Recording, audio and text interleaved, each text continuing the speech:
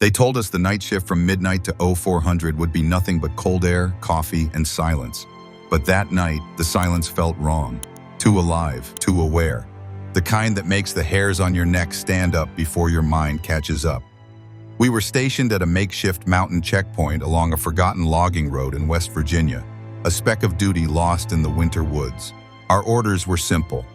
Watch for smugglers, poachers, maybe a few lost hikers who didn't read the signs. But routine doesn't explain the sound that came out of the trees.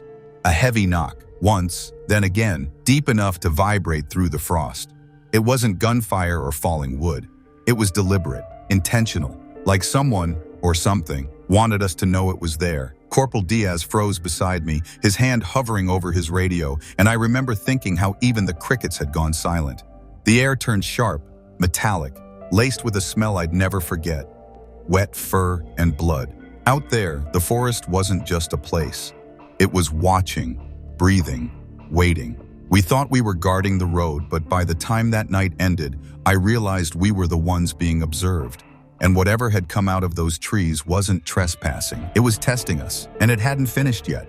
The first knock had already hollowed out the night, but it was the second that made the world hold its breath. It came from deep within the tree line, heavy, deliberate, measured, like a hammer striking through bone and distance. I remember gripping the rifle so tight the metal burned against my gloves. Corporal Diaz froze beside me, his breath sharp in the cold, eyes wide under the rim of his helmet. We sat in that fragile silence, the kind that feels like the earth itself is waiting to see what you'll do. The forest, once full of whispers and rustle, had gone still as stone. Even the wind seemed to pause, hanging between the trees like a held note. And then came the smell again, crawling through the air, thick, metallic, like wet iron and rot. It coated my throat and turned my stomach. Diaz muttered through his sleeve, "Something's out there, man," his voice trembling on the edge of panic. I wanted to answer, but my mouth had gone dry, my thoughts slow. I could hear the faint crunch of snow beneath something too heavy, too deliberate to be a deer or a man. Each step pressed down like it wanted to leave a memory, not just a footprint. I didn't flick on my flashlight. Instinct told me not to. Light attracts what shouldn't see you. So I waited, eyes straining against the dark until the shape began to take form. At first, it was just a shadow among shadows, broad and tall, shoulders hunched forward like a weight was dragging it down. Then, as the moon broke through a tear in the clouds, I saw enough to make my blood freeze. The thing stood taller than any man I'd ever seen. 7, maybe 8 feet, all muscle and coarse, matted hair that caught the light in patches like oil slicks. Its head tilted slowly, studying us. My finger tightened against the trigger, but I didn't pull.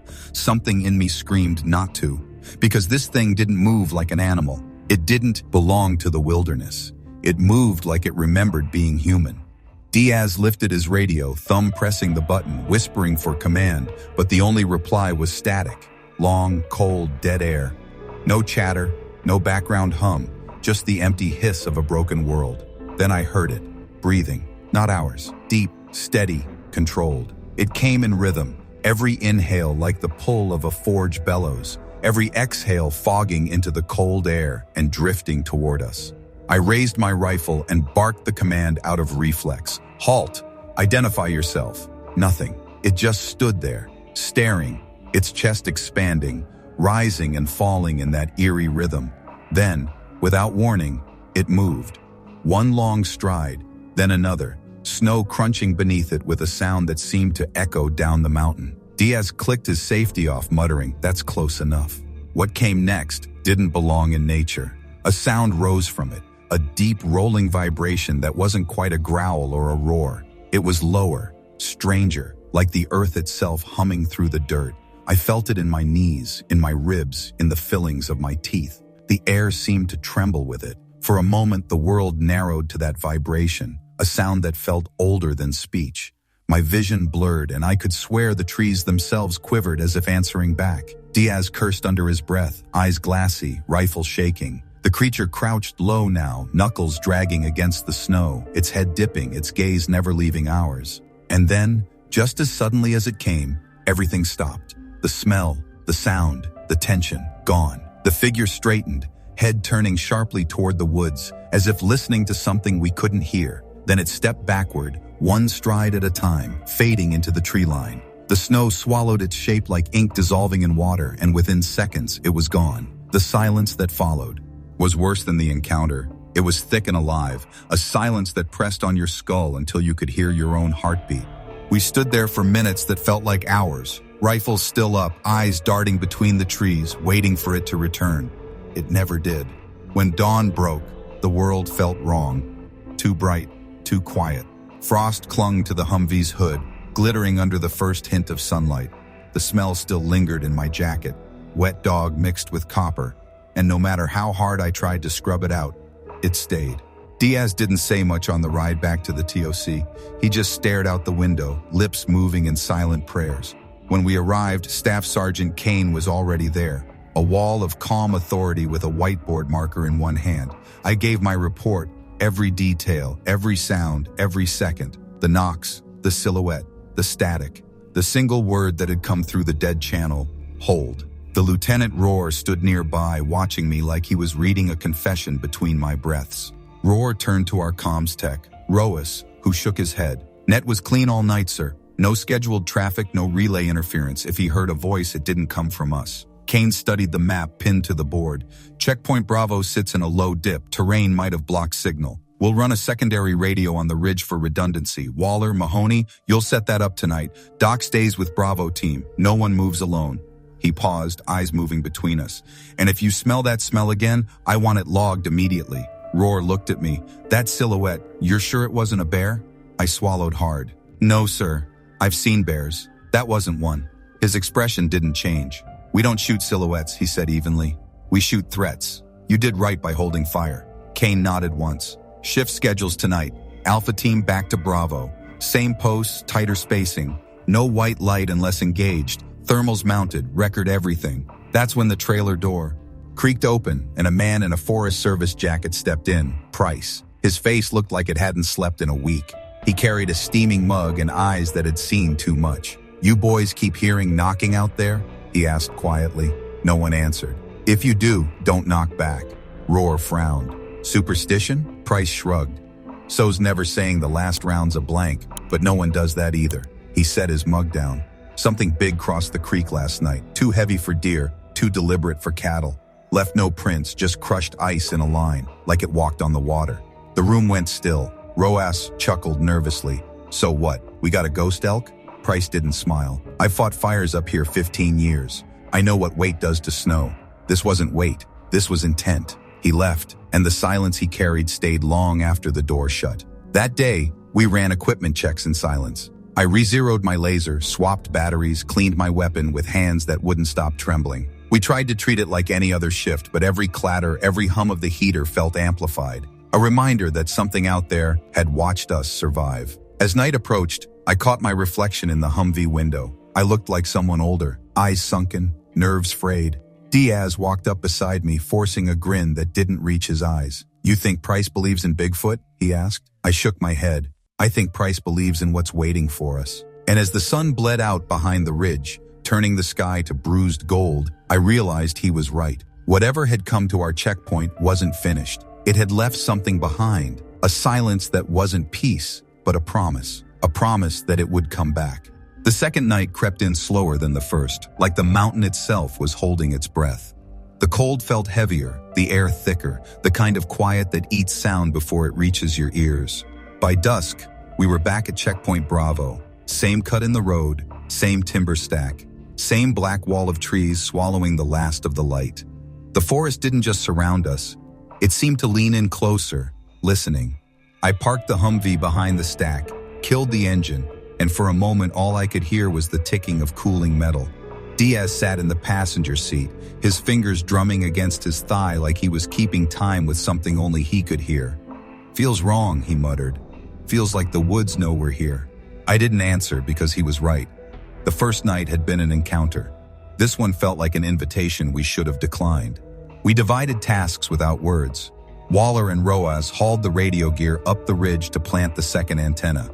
Their voices crackled faintly through the comms as they climbed, punctuated by grunts and the crunch of boots on ice. Singh, our medic, checked his bag again, hands trembling slightly as he tucked a spare tourniquet into his pocket. No one made jokes, no music, no chatter, just the hollow rhythm of soldiers pretending not to be afraid. The sun dipped low enough that the snow began to glow faintly blue, the sky bruising into violet. I could feel the ridge wind funneling down the valley, sharp and dry, carrying the faint scent of pine and something else. That same sour, metallic tang that didn't belong to the forest. By 1800 hours, we were fully set. Thermals mounted, radios synced, body cams running. Waller's voice came through crisp and clear for the first time since we'd deployed to Bravo. Signal clean, ridge antenna stable. Kane's reply crackled in, "Copy that. Maintain checks every 15 to..." His voice was a tether, something human to cling to in a place that didn't feel human anymore. We logged the first entries. Cold wind from the north. Creek louder than last night. Possible thaw. Normal things. Safe things. But the longer we stared into that tree line, the harder it was to convince ourselves the woods were just woods. At 1935, Diaz noted a faint odor. He didn't even look up when he said it, just wrote the word dog in the notebook. Singh didn't ask. No one did. It hung in the air like a confession. The smell thickened as the temperature dropped, clinging to the fibers of our uniforms. It was a mix of wet fur and rusted iron, the kind of scent that made you feel watched. Waller swung his thermal back and forth. "Negative," he muttered. "Just trees and snow." But he said it too quickly, like he was trying to convince himself. I remember thinking then that maybe we were already part of something we couldn't see. Maybe the forest had its own way of observing us, beyond heat and sound. At 2100, I took over radio watch. The static was lighter tonight, the kind that feels like breathing. In, out, soft, rhythmic. I sent routine checks. Command acknowledged each one. Normal, procedural, almost comforting. Then the first anomaly. One of the chem lights was gone. I had placed 3 on the timber stack earlier, spaced evenly as visual markers. When I turned to glance at them, one had simply vanished. No footprints in the snow, no sign of wind disturbance, no drag marks, just gone. I logged it without comment. The others didn't ask. But from that moment, the night began to unravel. At 2210, a sound cracked through the dark, faint, deliberate, like 2 rocks clicking together. Once, twice, 3 times. Then silence. 10 seconds later, 2 more clicks answered from farther off. It was a pattern, not random, not wind. My pulse jumped. Diaz stiffened, whispering, "You hear that?" We all did. The noise continued for several minutes, circling us like some invisible Morse code. Waller swept the thermal again. Nothing. Singh whispered a prayer in Punjabi under his breath. I tried to steady my breathing, counting each second between the clicks. 3, pause. 2, pause. The forest was talking. And whatever it wasn't talking to us. It was talking about us. Then, as quickly as it began, it stopped. The silence afterward was worse. It wasn't the absence of noise, it was a kind of pressure, like the air itself was holding something back. I logged it. 22:30 hours. Unknown auditory pattern, rhythmic, non-human. Kane's voice came through the net soon after, calm but strained.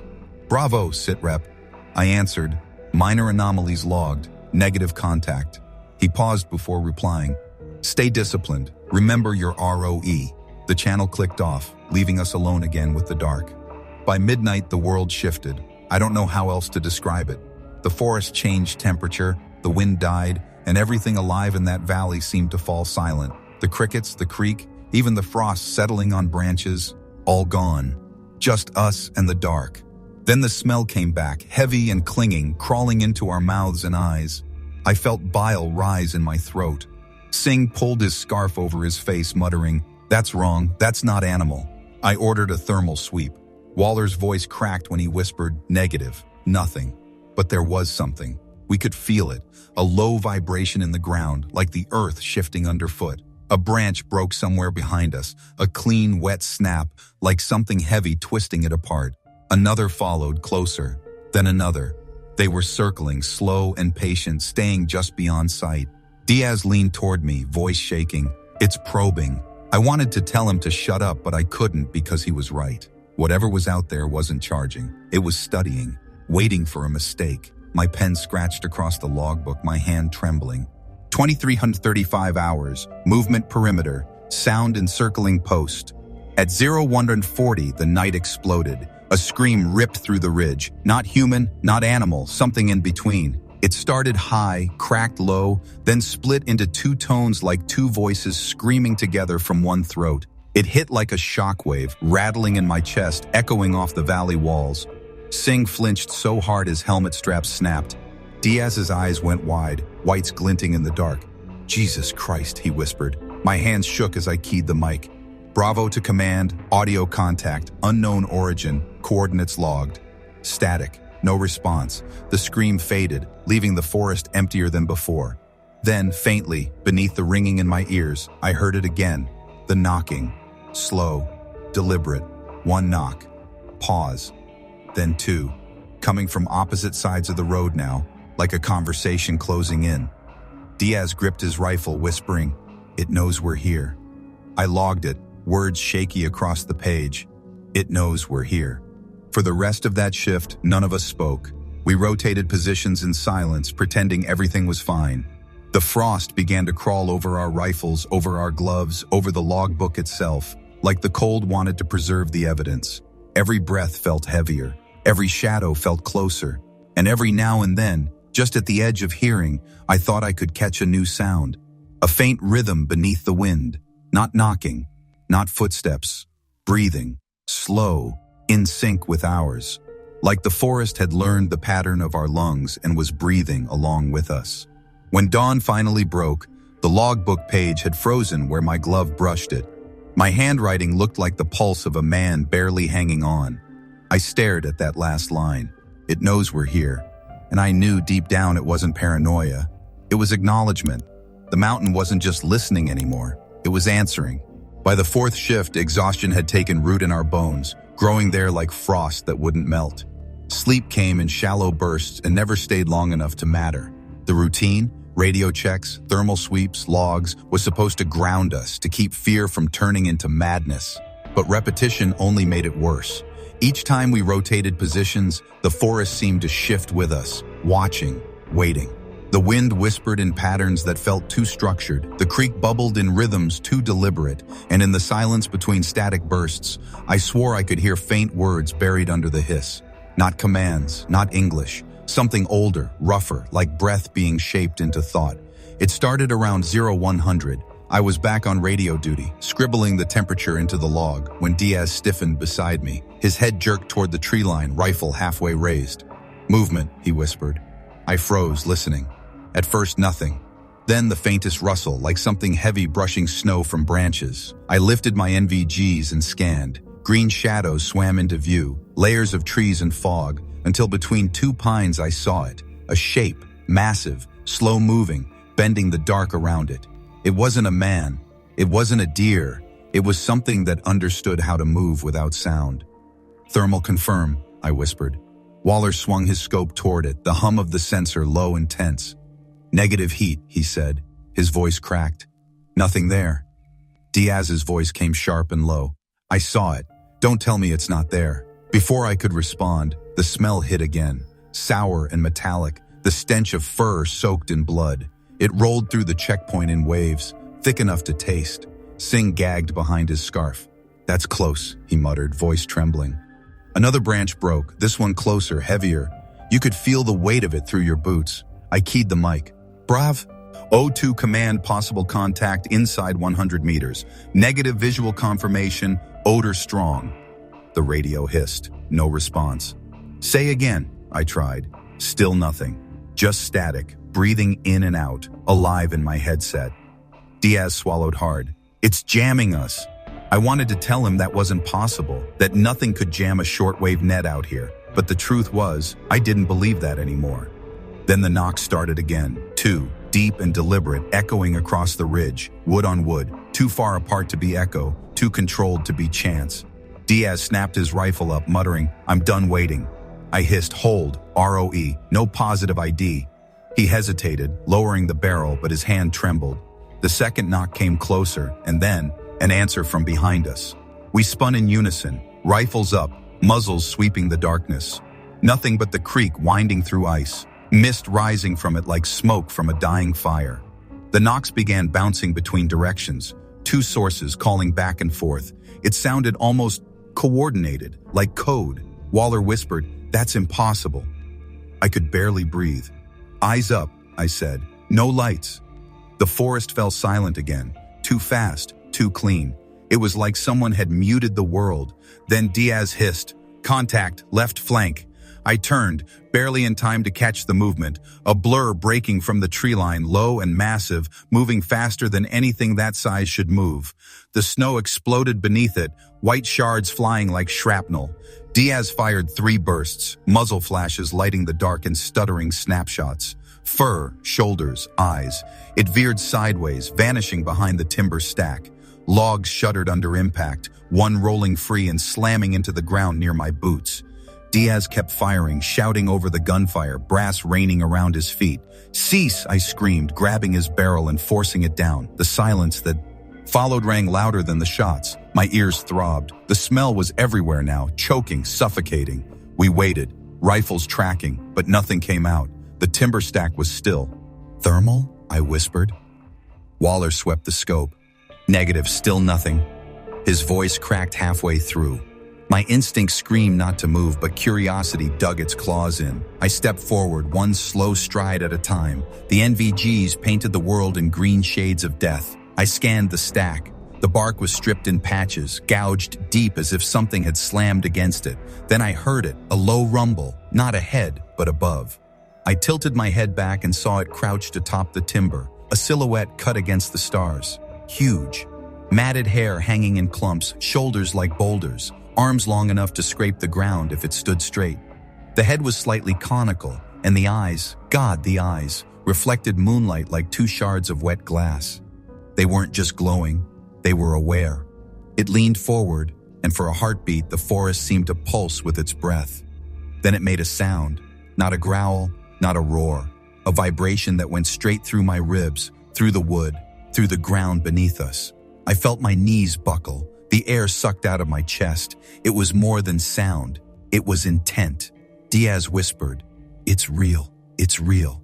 I could barely hear him over the hum in my skull. Then it leapt, not at us, but away, clearing the stack in a single impossible bound. The tree line swallowed it whole. Snow fell from the branches and the woods exhaled again. We stood frozen in the aftermath, the smell hanging thick as fog. I keyed the mic. "Bravo to command, contact made, large unknown entity breached perimeter, shots fired, negative casualty, negative confirmation of kill, request immediate response." Static again. Then, through the hiss, came that same word we'd heard before. Warped, distorted, half-human. "Hold." The net went dead. I looked at Diaz. He stared back, eyes glassy, lips trembling. "That voice," he whispered. "That wasn't command. None of us respiration." He plied. Singh's breathing rasped through his mask like sandpaper. Waller's hand shook so bad his thermal lens clattered against the scope mount. I wrote it all down. The shots, the shape, the sound, the single word. The pen dug into the page, tearing the paper halfway through. My handwriting looked like a seismograph. No one spoke until sunrise.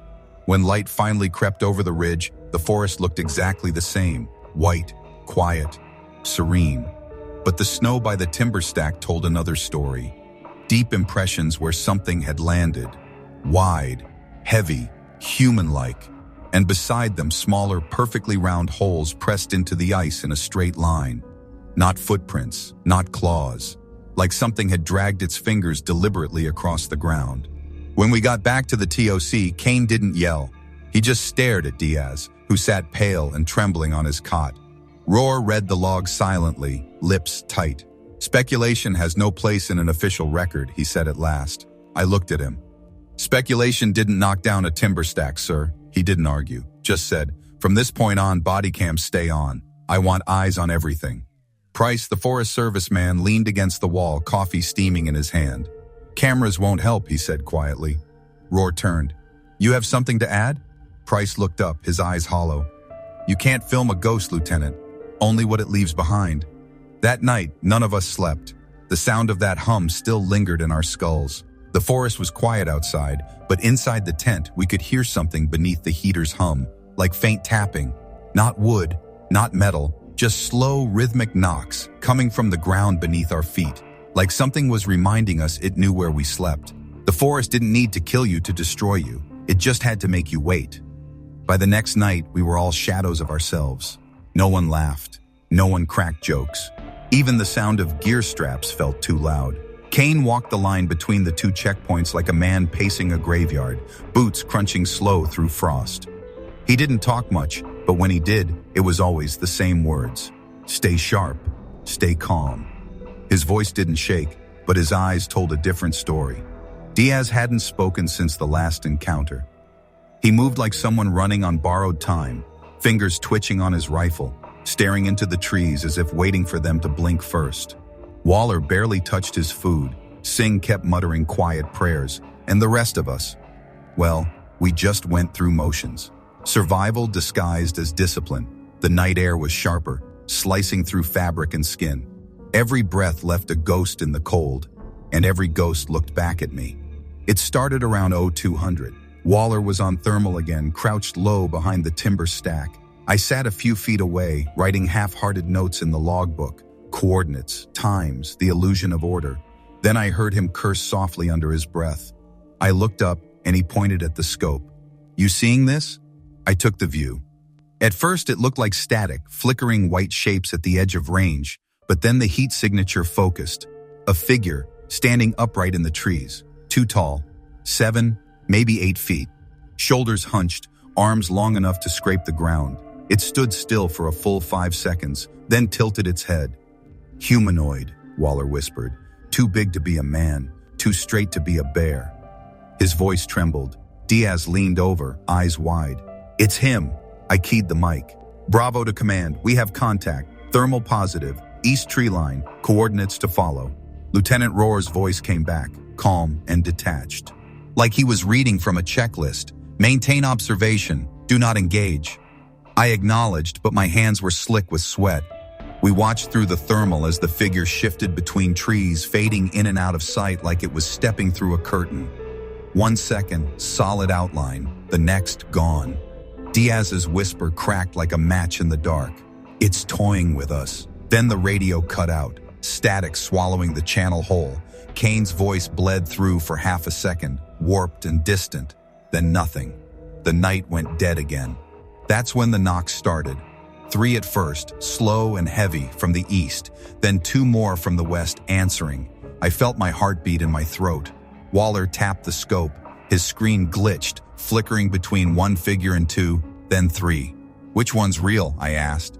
He shook his head, eyes wide. I don't know.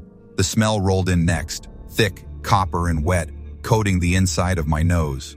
Singh gagged into his sleeve. The temperature dropped so fast the moisture in our breath froze midair, hanging like dust. Then came the sound, the low vibrating growl that had haunted my sleep.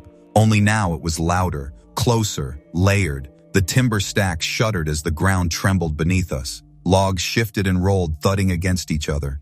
Diaz snapped. He broke cover, rifle up, sprinting toward the trees. I see you, you bastard, he shouted, voice raw. Diaz, hold position, I yelled, but it was too late. His boots crunched across snow, muzzle flashes cutting strobe patterns into the dark. Bullets sparked against trees, tracer lines vanishing into nothing. The forest came alive with echoing noise, branches cracking, snow sliding, unseen bodies moving. Then we heard it. Heavy steps circling him, fast, deliberate, too many for one creature. Kane's voice cut through the net like a knife. Diaz, stop. Get back now. Then the scream. Human. Real. Diaz's. It tore through the night, short and broken, ending in a choked gasp. I felt the sound hit my chest like impact. We ran. Kane, Singh, Waller and I, crashing through brush, rifles high, night vision flaring green ghosts between the trees. The air shimmered, the mist thickening like a curtain of breath. We reached the spot in under a minute, but there was nothing. No Diaz, no blood, just a perfect ring of trampled snow, wide and clean, like something had spun around him fast enough to erase everything. The smell hung thick in the air, sharp and sweet like copper left in rain. Singh dropped to his knees, whispering prayers. Waller spun in slow circles, thermal scanning every direction. Nothing, he said. No heat, no movement. He's gone. My radio hissed suddenly, loud enough to make me flinch. Through the static, a voice came. Calm, steady, too calm. Hold. It was Diaz. I swear to God it was his voice, but it wasn't him. There was something under it, A second tone, deeper, like two people speaking in sync. My hand went cold around the handset. "Diaz?" I whispered. No reply, just static breathing on the other end. Singh looked at me, his eyes wet with fear. "That's not him," he said quietly. We fell back to Bravo in silence, rifles raised, every step echoing in the snow. The forest pressed in, trees crowding closer than before. It felt like walking through the ribs of something enormous. The moment we reached the timber stack, the smell began to fade as if the thing had followed us just far enough to make sure we knew who was in control. Back at the TOC, Rohr wrote the report himself. 1 missing soldier, probable desertion in contact with hostile wildlife. He didn't look at any of us while typing. His words were clean and clinical, stripped of fear, made for filing cabinets and people who'd never heard the woods scream. Kane stood in, the corner fists clenched, jaw tight. When the lieutenant left the room, Kane spoke low, almost to himself. "Tomorrow night we go looking. No one else disappears." None of us argued. We knew he wasn't asking. That night I didn't sleep. None of us did. The hum of the heater felt too much like breathing. I kept hearing that word in the static, hold, repeating in my mind like a broken transmission. Singh sat by the door, rosary clutched in both hands, whispering faster and faster until it sounded like chanting. Waller cleaned his thermal until his fingers bled. Kane sat at the edge of his cot, staring at the map pinned to the wall. He wasn't blinking. He just kept tracing the ridgeline with his finger over and over, like he was memorizing where the mountain would open next. Around 0300, I caught something new. Faint, almost imperceptible. A whisper. Not over the radio, but in the tent itself, like air moving through canvas. It said my name. Once. Softly. I froze. My breath fogged in front of me, but the whisper didn't come from the direction of my exhale. It came from behind me. I turned slow, and for half a second I thought I saw a shape pressed against the tent wall from the outside. Tall, slouched, with long fingers dragging down the fabric, leaving faint trails in the frost. When I blinked, it was gone. I didn't mention it. None of us did. But by dawn, the marks were still there. 5 long streaks in the ice, each one ending in a single round print. Not claw, not palm, like a fingertip the size of a coin. I brushed them once, and beneath the frost, the canvas was warm. We moved out before sunset, 2 fire teams in full kit, hearts still raw from the night we lost Diaz. The air was different now, thicker, heavier, as if the mountain itself was holding its breath. Snow came down in slow, silent flakes that clung to our rifles like ash. Kane led us down the narrow road, his breath steaming in short bursts, his eyes locked on the dark ridge ahead. He didn't speak, didn't have to. We all knew why we were there, not for orders, not for protocol, but to drag back what was taken, or at least find proof that something had happened. The forest waited, endless and indifferent. Every step crunched too loud. The wind pressed against our backs like a warning. By the time we reached the clearing where Diaz had vanished, the light was gone. The circle in the snow was still there, perfect and untouched, as if the storm had skipped it entirely. No tracks in or out, no sign of life, just a clean, white void where a man had once stood.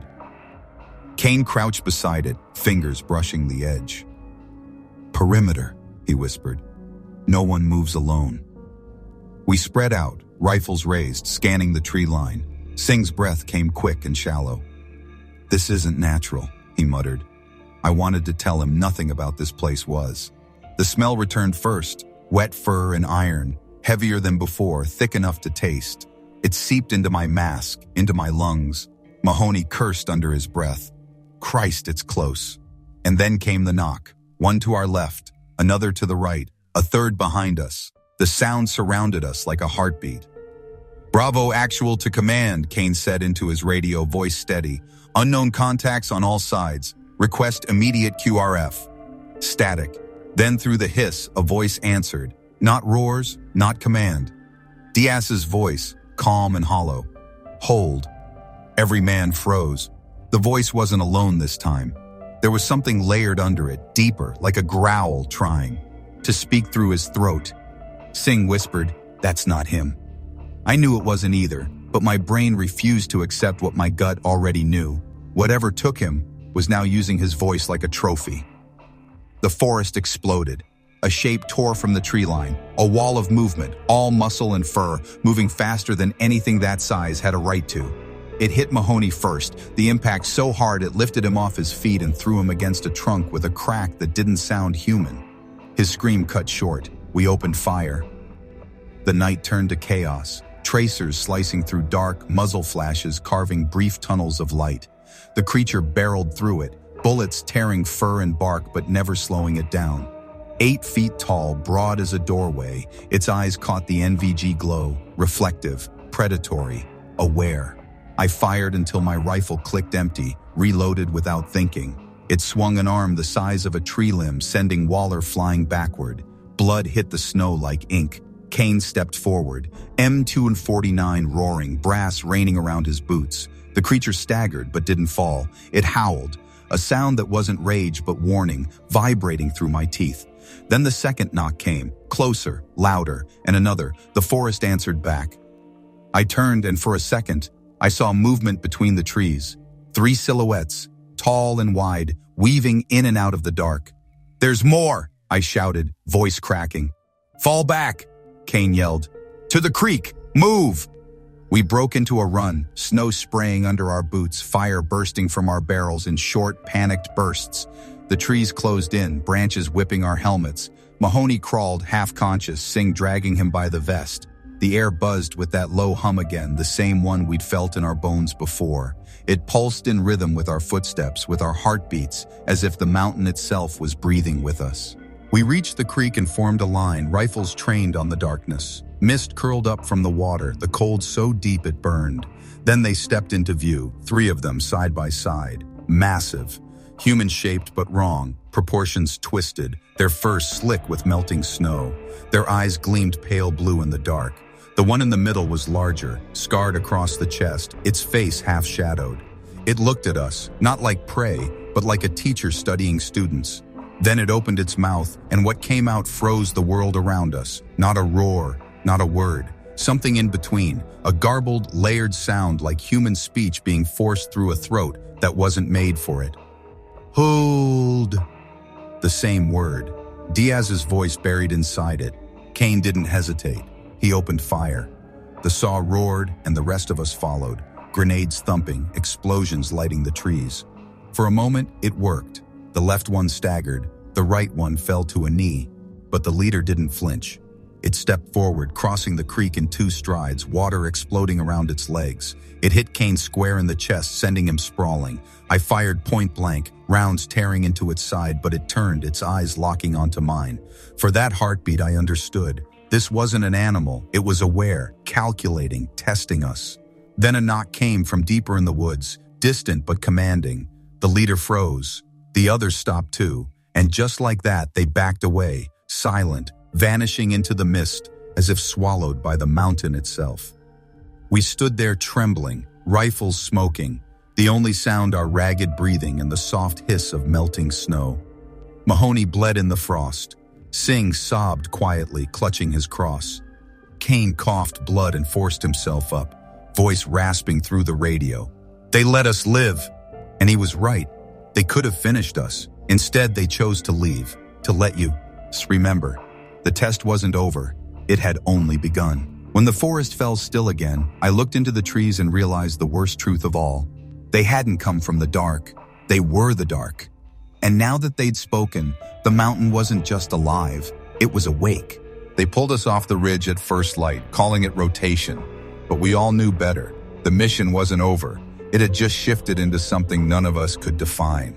The mountain looked peaceful under the dawn. Pale snow glittering, smoke rising from trees like breath. But every one of us felt the same truth pressing behind our eyes. We hadn't been rotated. We'd been spared. Kane stood in the motor pool with a cracked rib and blood crusted along his collar. He didn't look like a man who'd survived. He looked like one who'd been marked. "We don't talk about this," he said flatly, his voice brittle. "Not to command, not to family, not to anyone." Nobody argued. We were soldiers, but this wasn't a war. It was something older, something patient. Mahoney was medevaced out before sunrise, his skull fractured, ribs shattered, eyes glassy but still moving under his lids like he was dreaming with them open. Singh rode with him, silent, clutching a blood-stained rosary that had lost its cross. Waller stayed behind in the aid tent, concussed so badly he couldn't tell east from west. That left me and Kane loading the trucks with hands that wouldn't stop shaking.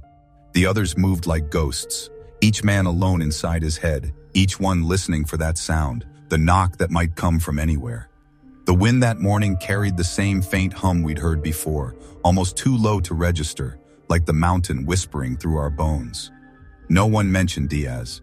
We didn't have to.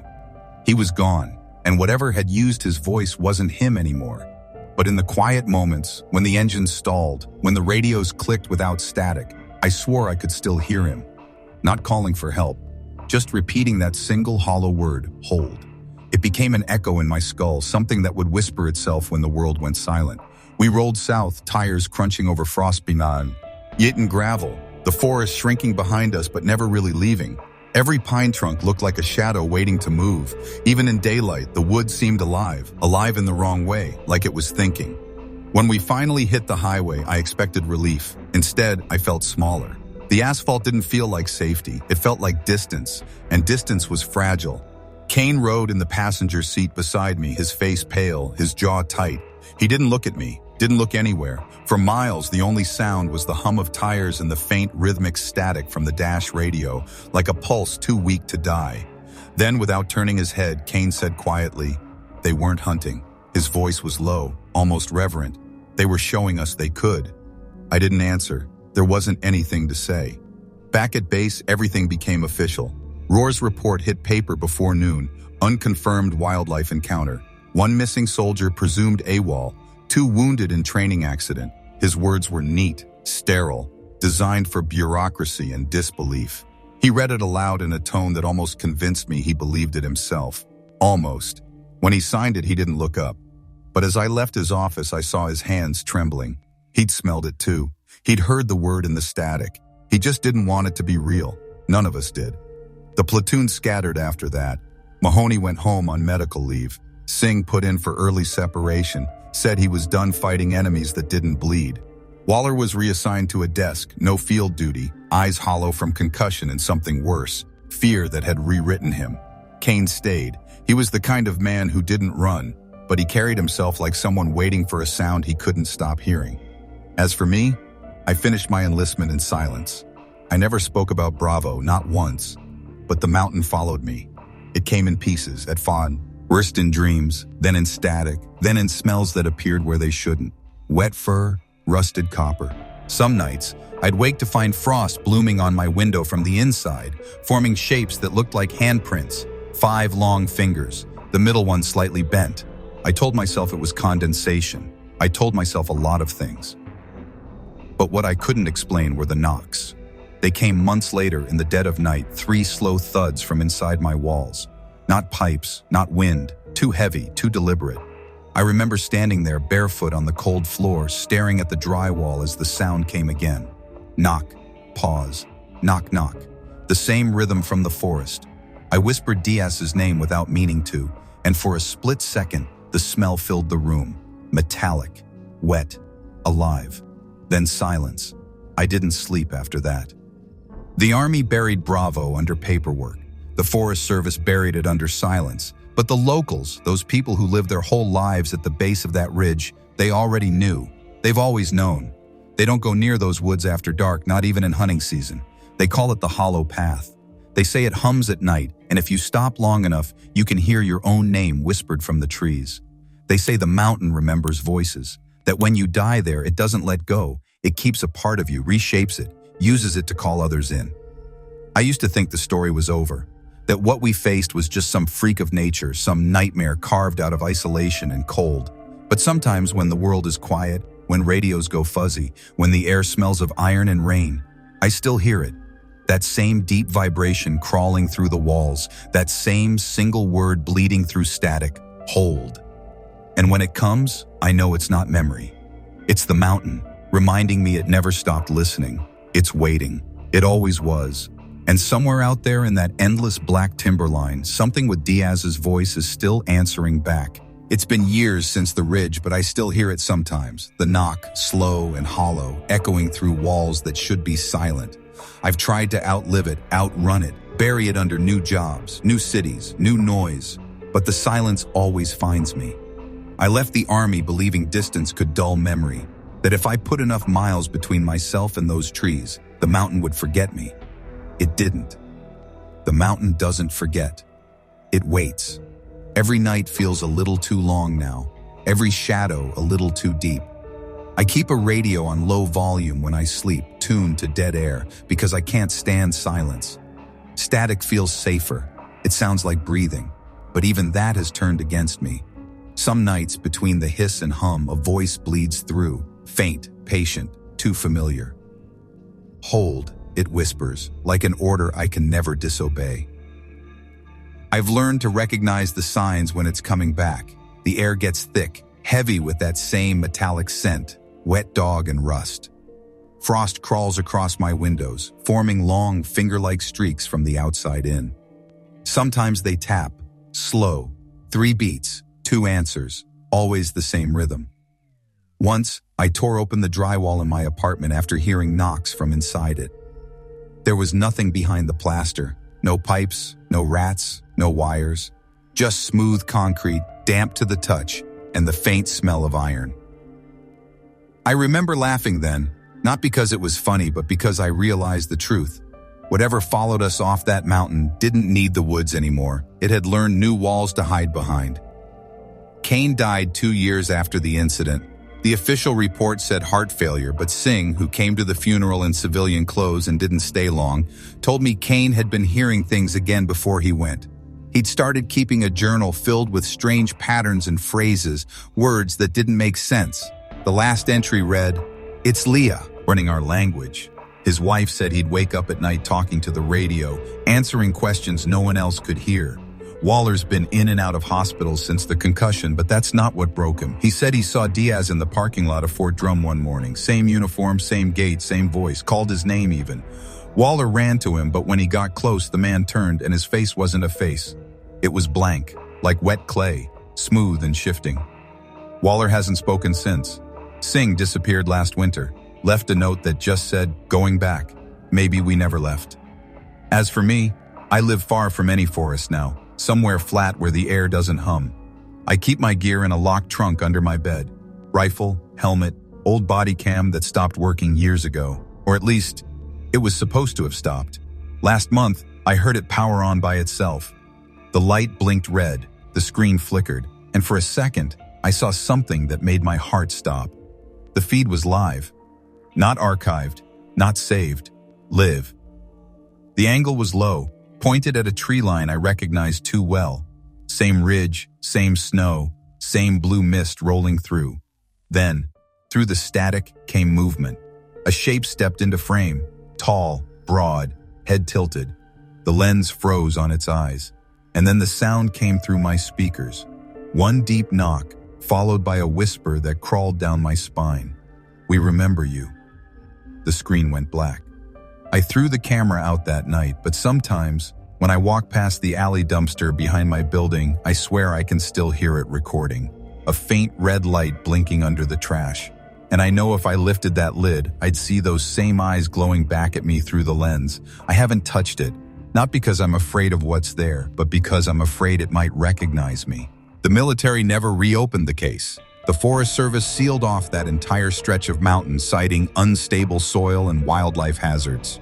Locals know better. They call it the Gray Line now, a place where the woods hum at night, where hunters vanish without a sound, where campers wake to find footprints circling their tents that stop halfway around, like something stepped out of existence mid-stride. Some say you can hear a voice calling names in the fog. Always a familiar voice. Always someone you trust. And if you answer, you never come back the same, if you come back at all. I don't know what we faced up there. Not exactly. Maybe something ancient, maybe something that evolved in the dark long before us. Whatever it was, it didn't want to kill us outright. It wanted to test us, to see how we'd react, how far we'd go before breaking. And we failed. Because we didn't listen. Because we didn't understand that it wasn't trespassing in our world. We were trespassing in its. Sometimes I wonder what would have happened if I'd followed the knocks deeper into the forest, if I'd answered that whisper instead of pretending it wasn't there. Maybe I'd have seen what Diaz saw. Maybe I'd finally know what hold really meant. But then I wake in the middle of the night and hear it again, faint through the walls or seeping from the static of the radio, soft, steady, patient. And I realize I don't need to go back. The mountain never let me leave. It carried itself with me, buried deep under my skin, waiting for quiet places to speak again. So if you ever find yourself alone on a dark road and hear a knock echo from the trees, don't answer. Because it's not the mountain calling, it's what's inside it, and it remembers your name. And that, folks, is the story of the Bravo checkpoint incident, the night the mountain decided to knock back.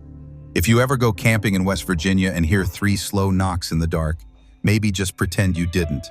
Trust me, curiosity might kill more than the cat this time. If this story kept you glancing over your shoulder or made you mute your radio, then you know what to do. Hit that like button before something else hits it for you. Drop your theories below, Bigfoot, mimic, or something far worse, and don't forget to subscribe for more military horror tales that'll keep your flashlight batteries crying for mercy. Remember, never knock back. See you in the next video.